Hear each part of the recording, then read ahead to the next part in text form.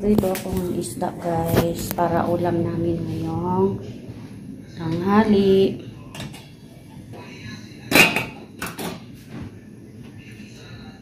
Prito tayo.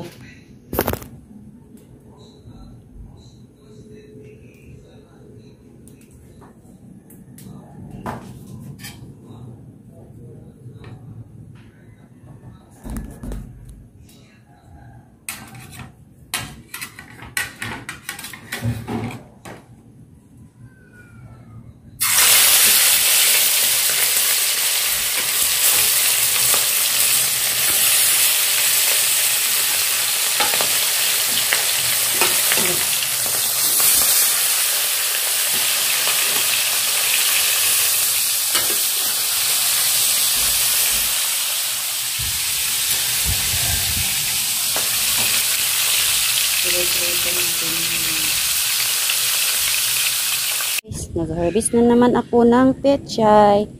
Ito, walong puno. Ito, dami na. Libre na guys. Kasi ako lang kami lang tanim. Yan ang pechay. Pang-anim na harvest ko sa pechay namin. Pang-anim na ito guys. Oh, yung tangkay niya guys. Oh, ang ganda guys, no? Nagkuha na naman ako. Palagi lang ako nag-harvest. Pang-limang beses na ito guys. Pang-anim pala. Pang-anim na ito. 6 ang kinuha ko. 8. 1, 2, 3. 4, 5, 6, 7. 7 sila lahat. Magluto na naman tayo. Yung isa sahog ko is ito lang.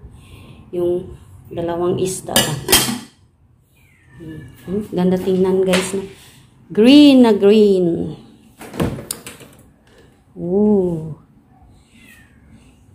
Ako.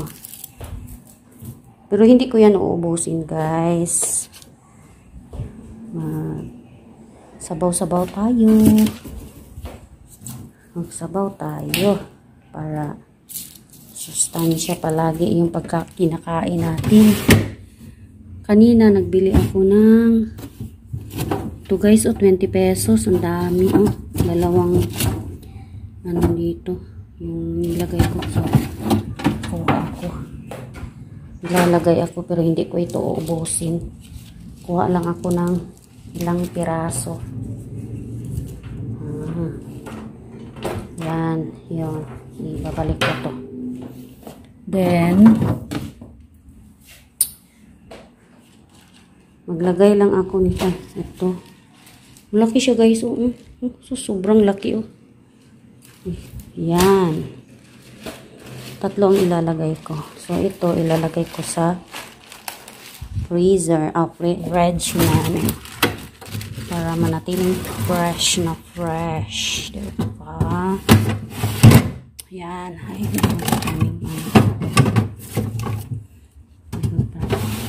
lagyan ito ng itlog bukas. Ay.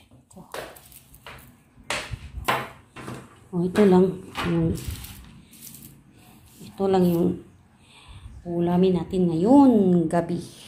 See you later guys. Guys, konting isda lang na pinirito tira kanina. Then ito yung string beans na binili ko kanina sa palengke. At ito yung pechay na tinanim ko. So ano na natin ito doon sa kumukulong tubig. Hindi pa siya kumukulo. hindi pa siya kumukulo. Pero, ilalagay na natin to. Yan. Tsaka, lagyan ko muna ng seasoning. Nalagyan ko na asin, pepper, at saka seasoning.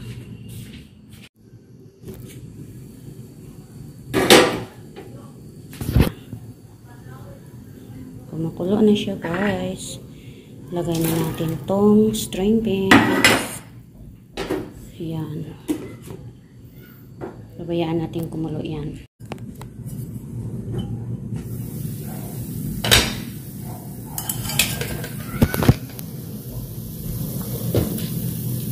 Kumukulo na, guys. Lagyan ko ng asin.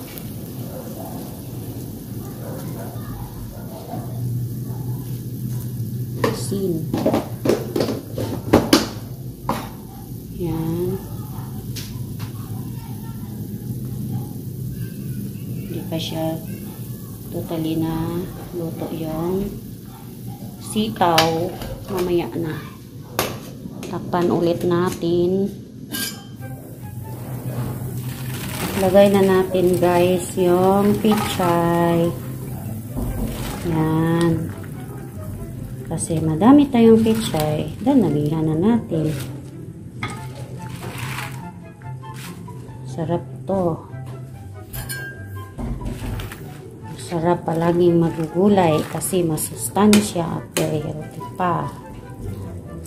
Diba?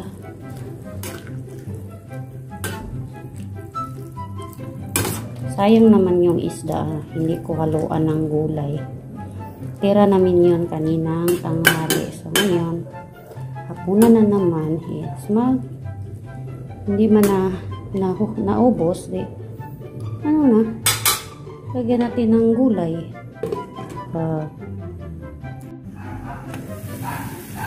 Yan, kumukulo na.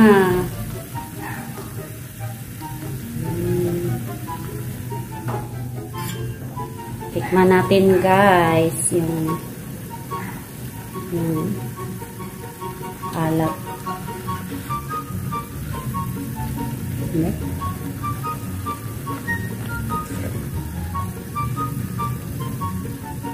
Kulang asin.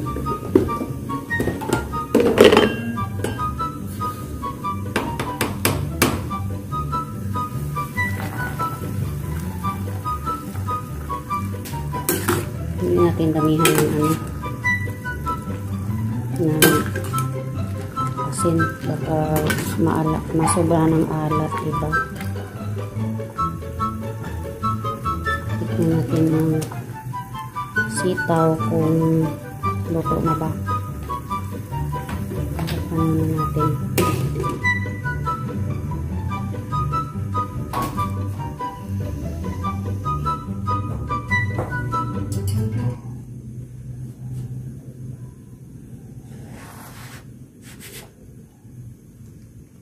Kay init.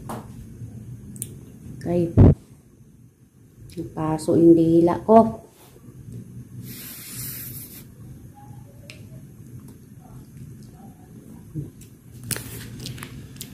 Malapit na.